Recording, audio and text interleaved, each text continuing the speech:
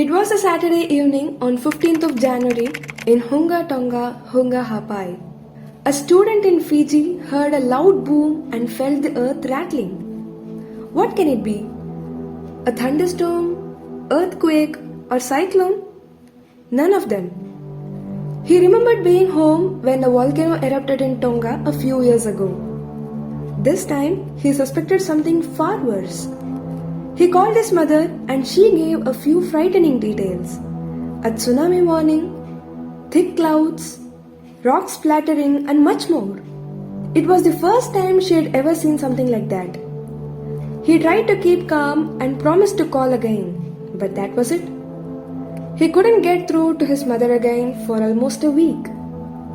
This was the same situation for tens of thousands of Tongans who live outside the remote Pacific Kingdom. The island was shaken as a massive volcano erupted, sending shock waves and tsunamis across. Well, this is a common thing in this country over the past few decades. But this was the worst of all. So why is it so? Here's the reason. The hot fluid or the magma inside the volcano was under very high pressure as gases were trapped inside. And later, a rock cracked somewhere and that led to a sudden drop in pressure and the gases expanded and blasted the magma. So generally, what do you think will happen when a cold water and an extremely hot substance come in contact? Of course, there will be a massive steam occurring from it, right?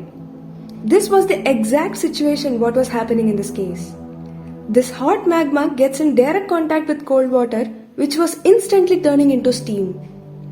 And this was a chain reaction and it multiplied and multiplied, which let out huge amount of ash covering the entire country and causing energetic blasts.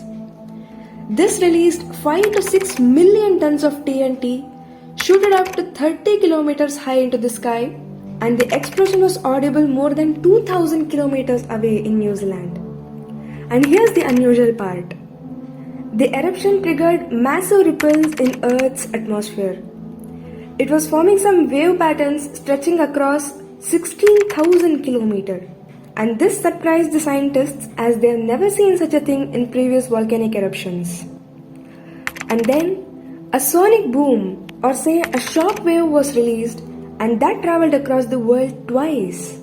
Imagine how powerful the wave was.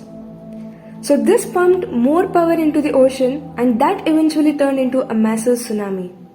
Usually, ocean-wide tsunamis are triggered by earthquakes, but it was a volcanic eruption this time. And also, the scientists were surprised to see that a single eruption produced 1 meter wide tsunami and that smashed boats in New Zealand, leading to oil spill and drowning. But here's the mystery part. The eruption lasted only for about 10 minutes, which is not the case in some big eruptions as that can continue for hours. Another mystery is why the tsunami wasn't bigger and more destructive in Tonga, which almost sits at the top of the volcano. The level of devastation was less than what was expected, and that's the million-dollar question for the researchers.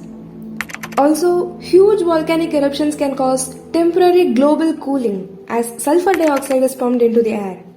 But in the case of Tonga eruption, the measurements indicated the amount of sulfur dioxide release would only have a tiny effect or perhaps 0.01 degrees Celsius global average cooling.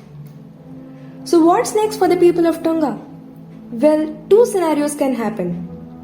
One is that the volcano has exhausted itself for now and will go quiet for the next 10 to 20 years as the magma slowly cools down.